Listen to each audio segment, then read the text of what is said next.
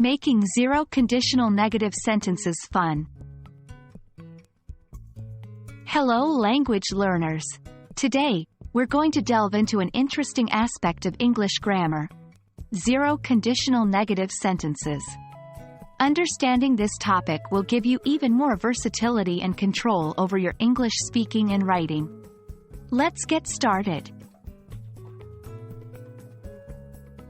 Before we dive into the negatives, let's remind ourselves what zero conditional sentences are. The zero conditional is used to express general truths or facts that are always true. These sentences are structured like if, when plus present simple, present simple. For example, if you heat water to 100 degrees Celsius, it boils.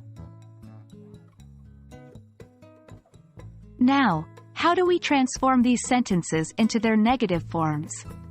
Quite simple. You just need to add do not or does not, don't, doesn't, in the present simple tense part of your sentence. Let's see how. If you don't heat water to 100 degrees Celsius, it doesn't boil. In our example, don't is used because you is a plural pronoun.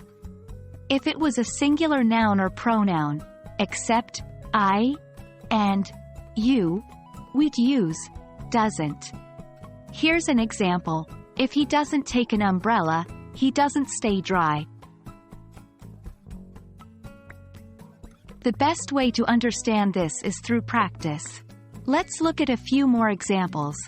1. If you don't study, you don't pass the exam. 2. If plants don't get water, they don't grow. 3. If it doesn't rain, the ground doesn't get wet. Notice that all these sentences are still expressing general truths, but in a negative form. Now it's your turn. Try creating some of your own negative zero conditional sentences. Use different subjects and verbs. Remember, practice is key to mastering this grammatical structure. And that wraps up our lesson on zero conditional negative sentences. We hope you found it informative and helpful. Remember, practice makes perfect, so keep on practicing and soon you'll master this topic. Thank you for tuning in and we'll see you in the next video. Happy language learning!